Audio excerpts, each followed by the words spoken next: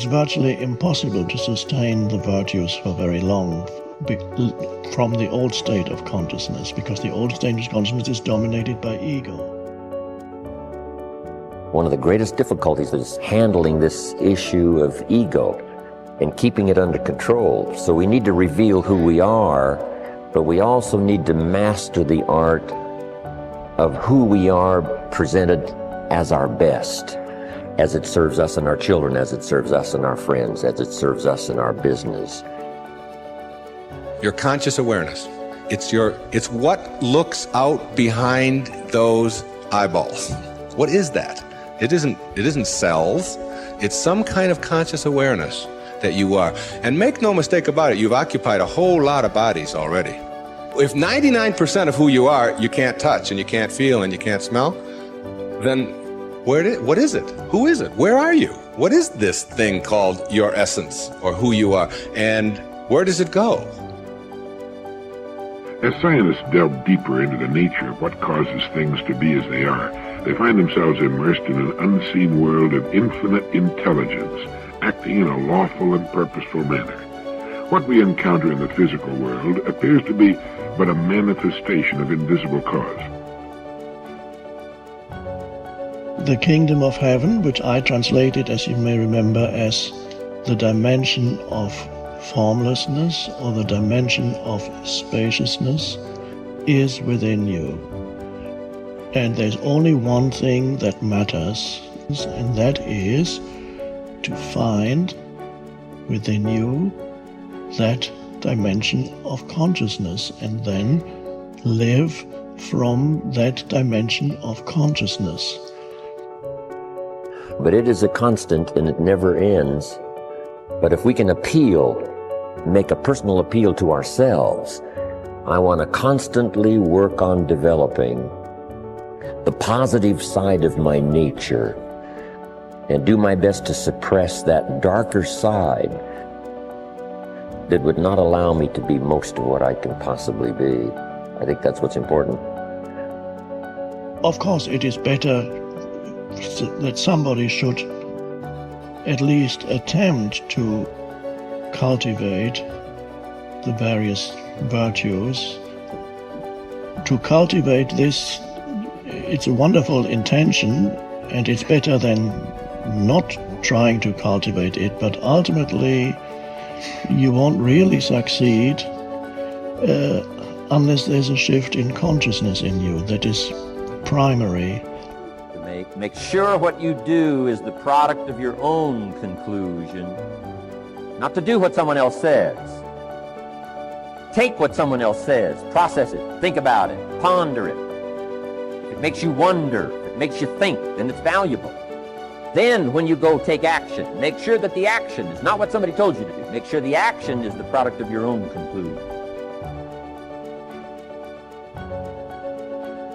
A lot of people say, I want to quieten my mind, and then they struggle in meditation, but trying to quieten the mind is a thought, so it's also the mind. So you can't use the mind to quieten the mind, right? All you have to do is ask yourself, what am I aware of right now? And then favor the awareness instead of the experience, because the experience is a projection of the mind. Awareness is independent. Awareness is infinite possibilities. It's limitless. It's beyond imagination. It's infinite. It's the real you that recycles as body-mind. People talk about reincarnation, but reincarnation is happening every second. Every thought that you have is a reincarnated thought. Every perception that you have is actually a recycled perception. We just get bamboozled as soon as we're given a name. So, I was given a name, Deepak Chopra. Now, that is a symbol of who I am. It's not who I am. But, if you repeat somebody's name enough, you're David, you're David, you're David, then the poor kid is screwed because he thinks he's David, when in fact he's the infinite being with a name called David. So, you're not your name. Your name is a symbol of who you are. If I'm looking at a menu in a book, and all these beautiful dishes are there, I can't eat the menu. Okay. So we use words as symbols. And of course, spiritual literature says first there was the Word, and the Word was with God, and God, became the Word or whatever. There's some truth in that. As soon as you use words, you create form. So if I asked you, what is this? You'd say it's a book. But actually, it's a color. It's a shape. It's a form.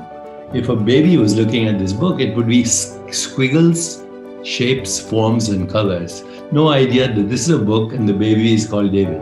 No idea.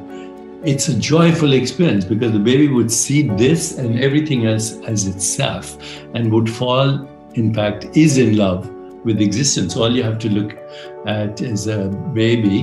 The only time it says is when it's hungry or it's wet. Otherwise, it's in bliss. And why is it in bliss? Because it hasn't been bamboozled by constructs. If people could understand the magnificence of who they are, that their fundamental state is bliss and joy and awareness and existence, which is timeless.